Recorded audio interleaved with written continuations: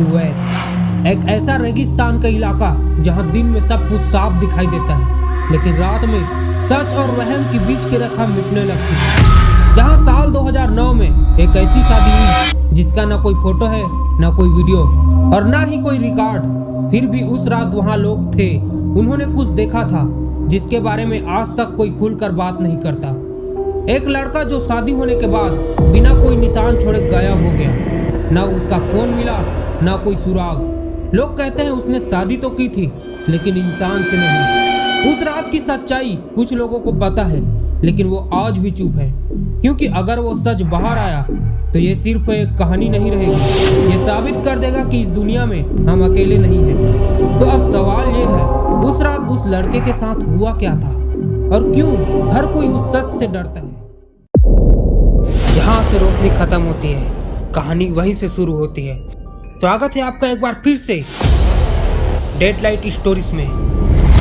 जहारा district अल सुलेबिया का एक शांत इलाका, जहाँ की जिंदगी बाहर से बिल्कुल खुशहाल दिखती थी, और यही रहता था 28 साल का एक लड़का जिसका नाम यूसुफ अल हर्बी था। यूसुफ कोई बड़ी एम्बिशन नहीं था, न किसी से पर्सनल दुश्मनी थी। वो बस एक सीधी सादी जिंदगी जी रहा था। सुबह होते ही वो अपने छोटे से गैराज में पहुंच जाता, जहां दिन भर मशीनों की आवाज और उसके हाथों की मेहनत गूंजती रहती। लोग कहते थे यूसुफ बड़ा अच्छा लड़का है, किसी से मतलब नहीं रखता। शाम को दोस्तों के साथ बैठना, हंसना, बातें करना सब कुछ बिल्कुल नॉर्मल लगता था। लेकिन एक दो चीजें हैं जो उनके दोस्त नोटिस किया करते थे।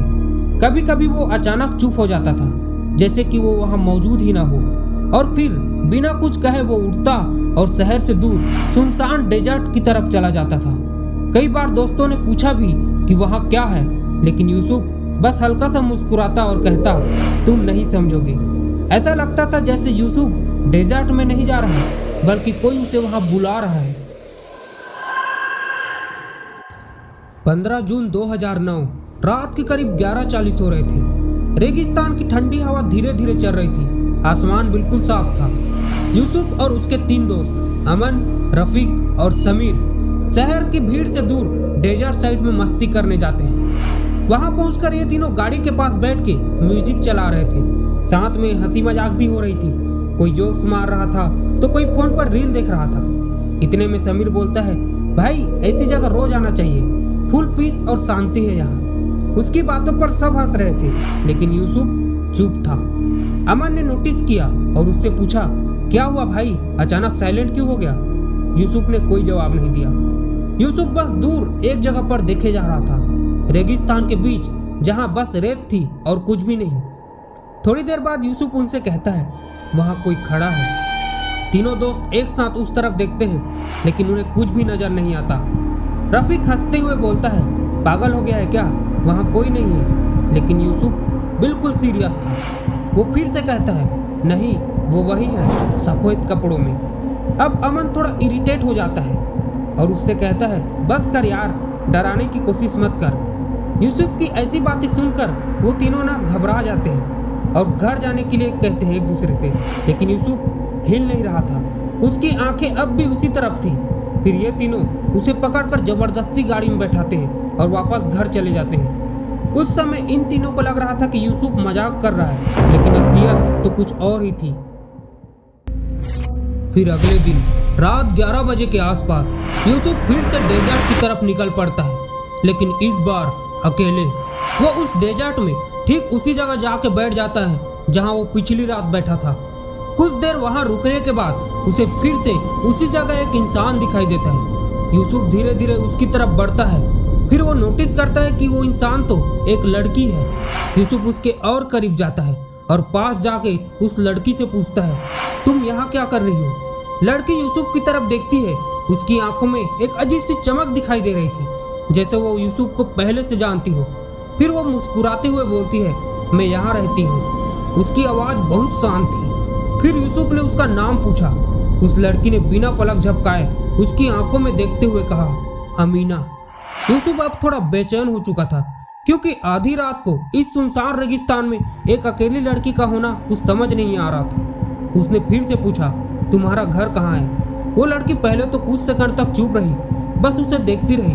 फिर वो बोली, जहां तुम नहीं जा सकते। यूसुफ अब और भी ज्यादा बेचैन हो गया। उसे ऐसा फील हो रहा था मानो कि वहां उसके साथ कुछ और लोग भी हैं। वो अपने आसपास देखने लगता है तो वहां उसे कोई नहीं दिखाई देता, लेकिन जब वो पलटकर वापस पीछे देखता है तो अमीना उसे वहां पर नहीं दिखती। वो वहां से गायब हो चुकी थी। उस रात के बाद यूसुफ बदलने लगा था। अब वो हर दिन बिना किसी को बताए सीधे उसी सुनसान जगह पर चला जाता, वही जगह जहां उसने पहली बार अमीना को देखा था। पर अजीब बात यह थी कि हर बार अमीना वहीं मिलती, उसी समय में, न 1 मिनट पहले न 1 मिनट बाद। कभी वो रेत पर खड़ी मिलती तो कभी दूर अंधेरे में बैठी, लेकिन हर बार उसकी नजरें सिर्फ यूसुफ पर होती। धीरे धीरे यूसुफ भी उसी दुनिया में खोता चला गया। अब उसका मन काम में बिल्कुल नहीं लगता था। गैरेज में घंटों तक खड़ा रहता लेकिन कुछ करता नहीं। घर पर भी सब कुछ बदल चुका था। जो लड़का पहले परिवार के साथ बैठता था अब वो चुपचाप अपने कमरे में रहता, न ठीक से बात करता न किसी की सुनता। उसकी आंखों में एक अजीब सा खालीपन आ गया था, जैसे वो वहां होते हुए भी कहीं और हो। वो अपने दोस्तों के कॉल वगैरह भी इग्नोर करने लग गया था, न उनसे मिलता था न उनसे बात करता था। एक दिन उसके सबसे करीबी दोस्त ने उससे पूछा, आखिर बात क्या है? यूसुफ ने बस इतना बोला, तुम नहीं समझोगे। उसके दोस्त समझ चुके थे कि यूसुफ के साथ कुछ तो गड़बड़ हो रहा है, कुछ ऐसा जो यूसुफ को धीरे धीरे उन सब से दूर ले जा रहा था। एक दिन यूसुफ के एक दोस्त रफीक को शक होने लगा। उसे लगने लगा कि यूसुफ कुछ छुपा रहा है। उस रात रफीक ने चुपचाप उसका पीछा करने का फैसला किया। रात होते ही वो यूसुफ पर नजर रखना चालू कर देता है। रात का सन्नाटा था, सिर्फ रेत पर चलते कदमों की आवाज आ रही थी। यूसुफ सीधे उसी सुनसान जगह की तरफ जा रहा था।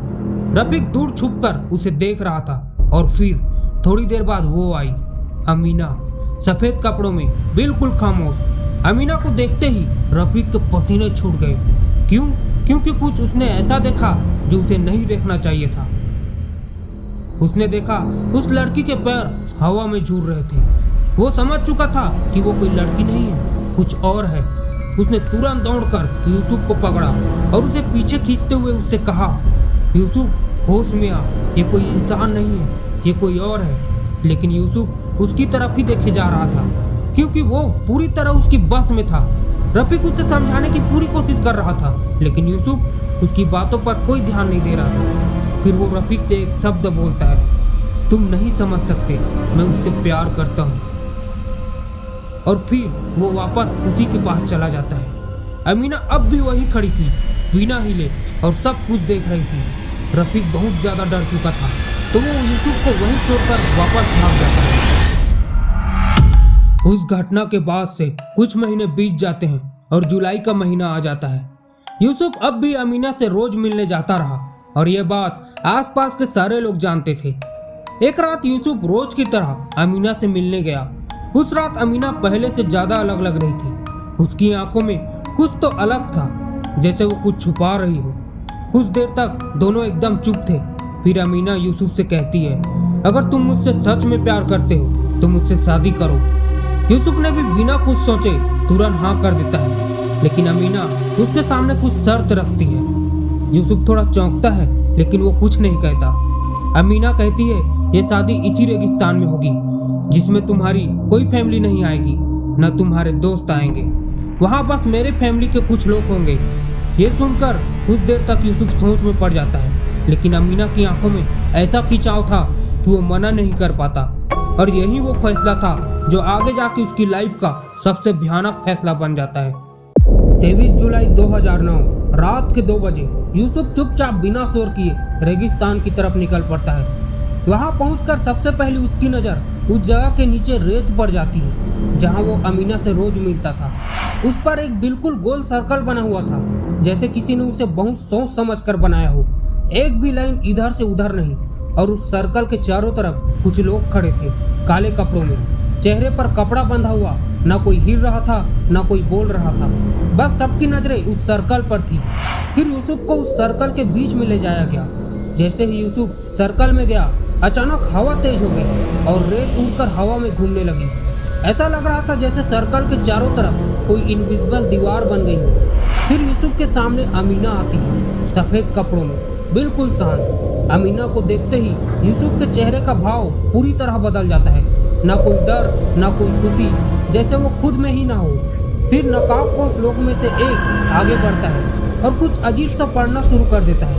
उसकी आवाज़ धीमी थी, लेकिन हर शब्द सीधा दिमाग में गूंज रहा था और उसका लैंग्वेज भी बड़ा अजीब सा था। यूसुफ को कुछ समझ नहीं आ रहा था। फिर थोड़ी देर बाद निकाह शुरू होता है।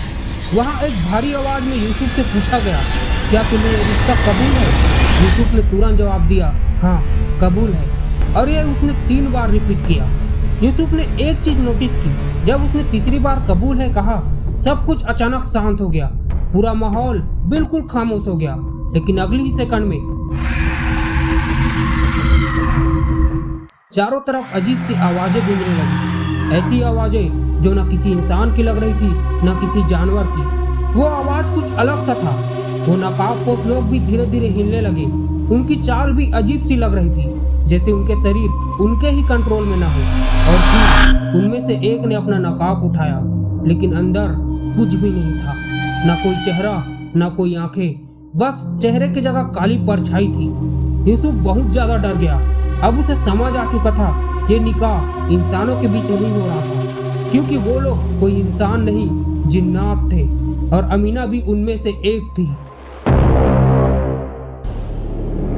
अगली सुबह यूसुफ के घर वालों को पता लगता है कि यूसुफ रात से घर नहीं आया। वो लोग आसपास पता करते हैं तो उन्हें कुछ भी पता नहीं चलता। फिर उनको दोस्तों से पूछा जाता है तो उनके दोस्त बताते हैं कि यूसुफ अक्सर रात को डेजर्ट की तरफ जाता है।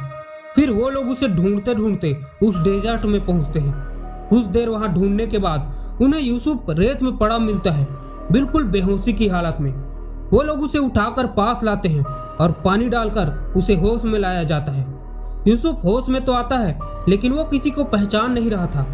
यूसुफ बस एक ही बात बार बार दोहरा रहा था, वो इंसान नहीं थी। उसकी आवाज कांप रही थी, आंखों में डर साफ दिख रहा था, जैसे उसने कुछ ऐसा देख लिया हो जिसे समझ पाना नामुमकिन है। उसे तुरंत डॉक्टर के पास ले जाया गया। दवाई वगैरह भी दी गई, लेकिन वो ठीक नहीं हुआ।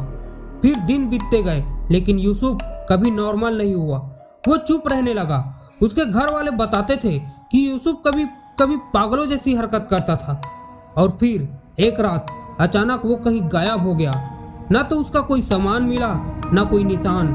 लोगों ने बहुत ढूंढा। वहाँ के पुलिस ने भी पूरा रेगिस्तान सर्च किया, लेकिन यूसुफ का कोई पता नहीं चला। वो कहाँ गया ये आज तक एक मिस्ट्री है। और सबसे हॉरिफाइंग बात ये है, वहाँ के लोकल लोग बताते हैं कि उस डेजर्ट में रात के समय आज भी एक लड़की खड़ी दिखाई देती है, और जो भी उसे देख ले वो सिर्फ एक ही बात कहता है, वो कोई इंसान नहीं थी। सच क्या है ये आज तक कोई नहीं जान पाया। कहते हैं वहां जाने वाले कई लोग वापस तो आए, लेकिन उन्होंने कभी ये ठीक से नहीं बताया कि उन्होंने वहां देखा क्या था। और जिसने बताने की कोशिश की, उनकी बातों पर किसी ने यकीन नहीं किया। शायद इसलिए सच्चाई आज भी वही दब कर रह गई।